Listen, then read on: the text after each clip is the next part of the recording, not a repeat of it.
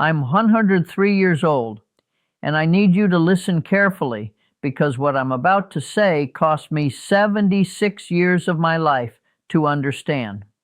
76 years of working, worrying, chasing, failing, starting again, just to learn one truth that could have changed everything if I had known it earlier. When I was your age, I thought I had time, endless time. I believed money would come if I just worked hard enough. I believed that being busy meant I was moving forward. I believed that one day, somehow, everything would just work out. It didn't. I spent decades waking up early, going to jobs I didn't love, saving a little, spending a little more, always thinking the next year would be better. I told myself, once I earn more, I'll start investing. Once I'm stable, I'll think about the future. Once I have enough, I'll relax. But once never comes if you don't decide it does. Let me tell you something most people won't say out loud. Working hard alone will not make you wealthy. It will make you tired. It will make you respectable. It might even make you comfortable, but it will not make you free. And freedom, that's what you're really chasing. I didn't understand the difference between income and wealth until I was already an old man. Income is what you earn. Wealth is what you keep and grow. I was so focused on earning more that I never learned how to make my money work for me. So every time I earned, I spent. Every time I saved, something came up. Every time I tried to move forward, I went back to zero. It's like filling a bucket with a hole in it. You keep pouring water in, wondering why it never fills up. Here's the truth that took me 76 years to learn. Money is not about how much you make. It's about how well you understand it. I've seen people earn very little and still build wealth. I've also seen people earn fortunes and lose everything. The difference is not luck. It's not talent. It's mindset and discipline. When I was young, I thought rich people were lucky. I thought they had some secret advantage. But now, after a lifetime of watching people rise and fall, I can tell you this. Most wealthy people follow simple principles that anyone can learn, but very few actually follow.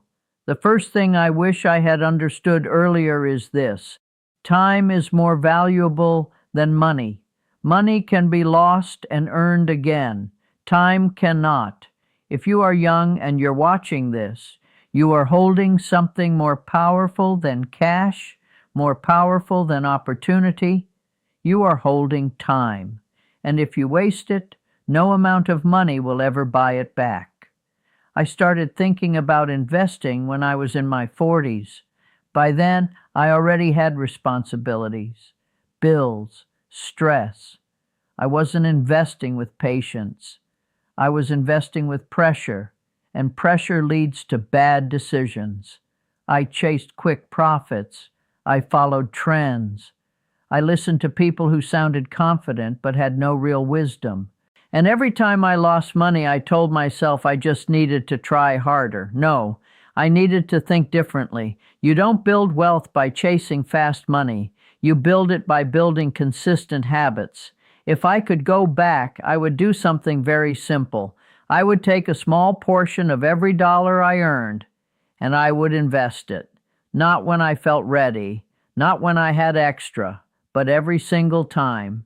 Because consistency beats intensity in the long run. You don't need to be a genius to build wealth. You don't need perfect timing. You don't need to predict the market. You just need to be patient and disciplined. But patience is hard when everyone around you is chasing fast results. I remember watching people around me buying things they couldn't afford. Expensive cars, bigger houses, fancy lifestyles, and I thought, maybe I'm behind, maybe I should do the same. So I did.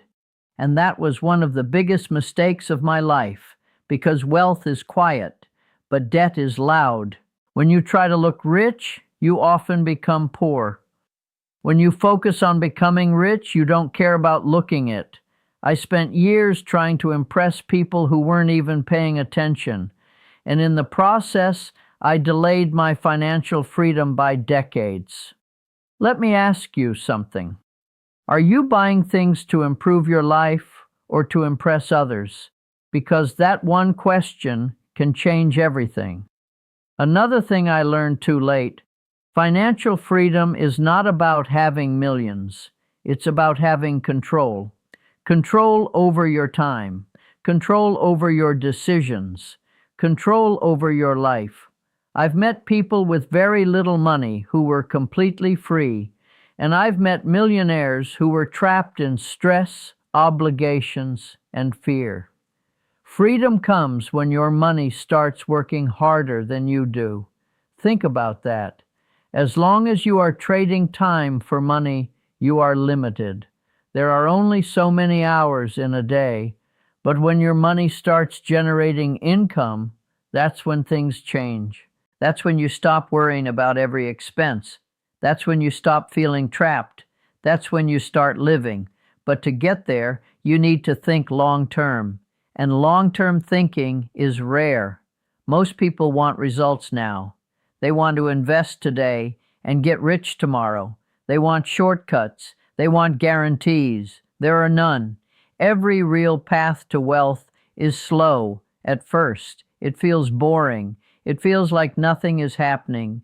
You invest a little, you save a little, you grow slowly, and you wonder if it's even working. Then one day, it compounds, and suddenly all those small decisions you made start to matter. All that patience starts to pay off, and you realize it was never about speed. It was about consistency. I wasted years because I underestimated small actions.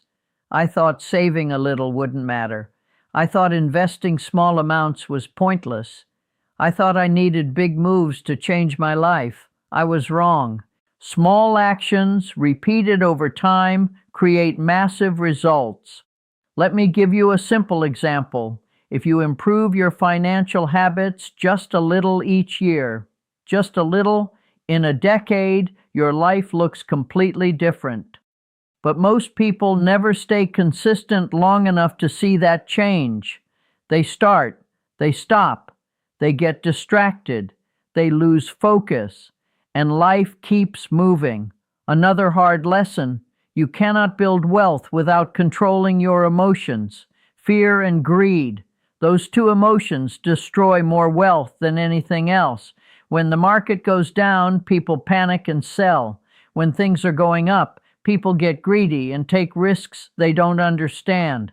I've done both, and every time I acted emotionally, I paid the price.